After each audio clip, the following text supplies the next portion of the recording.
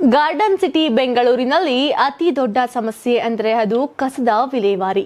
Silicon ಸಿಟಿಯಲ್ಲಿ ಪ್ರತಿದಿನ ಸಾವಿರಾರು ಟನ್ ಕಸವನ್ನ ಎಲ್ಲಿ ಹಾಕೋದು ಅನ್ನೋದೇ ದೊಡ್ಡ ತಲೆನೋವಾಗಿತ್ತು. ಆದರೆ ಬೆಂಗಳೂರಿಗೆ ಒಂದು ಸಮಾಧಾನಕರ ಸುದ್ದಿಯನ್ನು ಕೇಳಿ ಬಂದಿದೆ.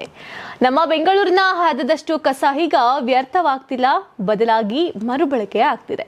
ಹೌದು, ನಗರದಲ್ಲಿ ಉತ್ಪತ್ತಿಯಾಗುವ ಹೊಟ್ಟು ತ್ಯಾಜ್ಯದಲ್ಲಿ ಸುಮಾರು 45ರಿಂದ 50% ಭಾಗ ಮರುಬಳಕೆ ಆಗುತ್ತೆ ಎಂದು ತಿಳಿದು ಬಂದಿದೆ.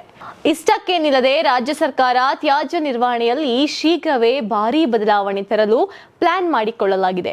ಇನ್ನು ಮುಂದಿನ ದಿನಗಳಲ್ಲಿ ಈ ರೀತಿ ರೀಸೈಕ್ಲಿಂಗ್ ಪ್ರಮಾಣವನ್ನ ಮತ್ತಷ್ಟು ಹೆಚ್ಚಿಸಿ ಬೆಂಗಳೂರನ್ನ ಕಸಮುಕ್ತ ನಗರವನ್ನಾಗಿ ಮಾಡಲು ಅಗತ್ಯ ಕ್ರಮ ಕೈಗೊಳ್ಳಲಾಗುತ್ತಿದೆ ಎಂದು ರಾಜ್ಯ ಸರ್ಕಾರ ಭರವಸೆ ನೀಡಿದೆ.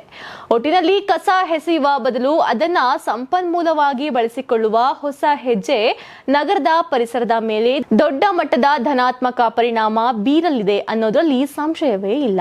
Karnataka TV leader awards 2025 best MP 2025 Jagadish Shettar Belagavi ಸಂಸದ, ಡಾಕ್ಟರ್ ಸಿಎನ್ ಮಂಜುನಾಥ್ ಬೆಂಗಳೂರು ಗ್ರಾಮಾಂತರ ಸಂಸದ, ಪ್ರಭಾ ಮಲ್ಲಿಕಾರ್ಜುನ್ ದಾವಣಗೆರೆ ಸಂಸದೆ, ಡಾಕ್ಟರ್ ಕೆ ಸುಧಾಕರ್ ಚಿಕ್ಕಬಳ್ಳಾಪುರ ಕ್ಷೇತ್ರ ಸಂಸದ, ಶ್ರೇಯಸ್ ಪಟೇಲ್ ಹಾಸನ ಕ್ಷೇತ್ರ ಸಂಸದ, ಮಲ್ಲೇಶ್ ಬಾಬು ಕೋಲಾರ ಕ್ಷೇತ್ರ ಸಂಸದ, ಸಾಗರ್ ಖಂಡ್ರೆ ಬೀದರ್ ಕ್ಷೇತ್ರ ಸಂಸದ, ಕ್ಯಾಬ್ ಬ್ರಿಜೇಶ್ ಚೌಟಾ ದಕ್ಷಿಣ ಕನ್ನಡ ಕ್ಷೇತ್ರ ಸಂಸದ, ತೇಜಸ್ವಿ ಸೂರ್ಯ ಬೆಂಗಳೂರು ದಕ್ಷಿಣ ಸಂಸದ, ಸುನಿಲ್ ಬೋಸ್ ಚಾಮರಾಜನಗರ ಕ್ಷೇತ್ರ ಸಂಸದ, ಪಿಸಿ ಮೋಹನ್ ಬೆಂಗಳೂರು ಕೇಂದ್ರ ಸಂಸದ, ಕುಮಾರ್ ನಾಯಕ್ ರಾಯಚೂರು ಕ್ಷೇತ್ರ ಸಂಸದ.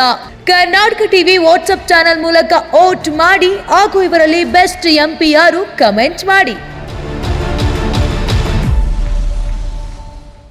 ನೀವು ಸಣ್ಣ ಆಗ್ಬೇಕಲ್ವಾ? ಅದು ಒಂದು ಉತ್ತಮ ಆಹಾರದಿಂದ ಸಣ್ಣ ಆಗ್ಬೇಕಲ್ವಾ? ಪ್ರತಿದಿನ ನಮ್ಮ ಜೀನಿ ಸ್ಲಿಮ್ ನ ಯೂಸ್ ಮಾಡಿ ಯಾವುದೇ ಸೈಡ್ ಎಫೆಕ್ಟ್ ಇಲ್ದಂಗೆ ನೀವು ಸಣ್ಣ ಆಗ್ತೀರಾ.